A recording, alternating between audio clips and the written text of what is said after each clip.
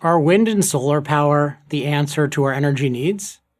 There's a lot of sun and a lot of wind. They're free, they're clean, no CO2 emissions.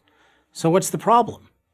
Why do solar and wind combined provide less than 2% of the world's energy? To answer these questions, we need to understand what makes energy, or anything else for that matter, cheap and plentiful. For something to be cheap and plentiful, every part of the process to produce it, including every input that goes into it, must be cheap and plentiful. Yes, the sun is free. Yes, wind is free.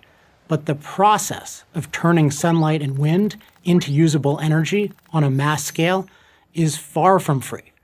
In fact, compared to the other sources of energy, fossil fuels, nuclear power, and hydroelectric power, solar and wind power are very expensive. The basic problem is that sunlight and wind as energy sources are both weak, the more technical term is dilute, and unreliable, the more technical term is intermittent.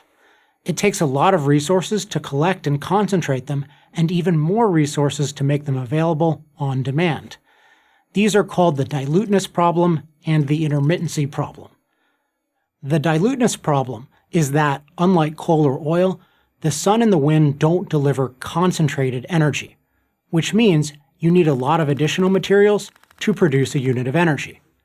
For solar power, such materials can include highly purified silicon, phosphorus, boron, and a dozen other complex compounds like titanium dioxide. All these materials have to be mined, refined, and/or manufactured in order to make solar panels. Those industrial processes take a lot of energy. For wind, needed materials include high-performance compounds for turbine blades and the rare earth metal neodymium for lightweight specialty magnets, as well as the steel and concrete necessary to build structures, thousands of them as tall as skyscrapers. And as big a problem as diluteness is, it's nothing compared to the intermittency problem.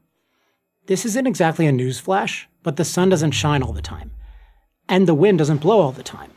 The only way for solar and wind to be truly useful would be if we could store them, so that they would be available when we needed them. You can store oil in a tank. Where do you store solar or wind energy? No such mass storage system exists. Which is why, in the entire world, there is not one real or proposed independent freestanding solar or wind power plant.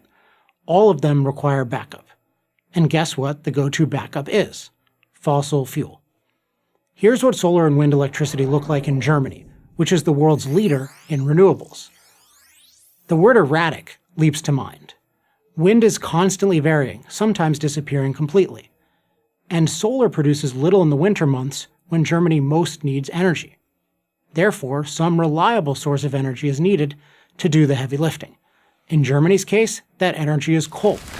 So, while Germany has spent tens of billions of dollars to subsidize solar panels and windmills, fossil fuel use in that nation has not decreased, it's increased, and less than 10% of their total energy is generated by solar and wind. Furthermore, switching back and forth between solar and wind and coal to maintain a steady flow of energy is costly. Utility bills for the average German have gone up so dramatically that energy poverty has become a popular term to describe those who cannot pay, or who can barely pay, their electricity bills. If those bills one day go down, the reason will not be more solar and wind energy, but lower oil and coal prices.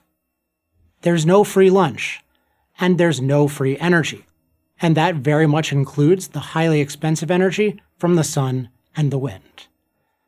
I'm Alex Epstein of the Center for Industrial Progress for Prager University. To subscribe to our YouTube channel, click here. To help keep our videos free, donate here.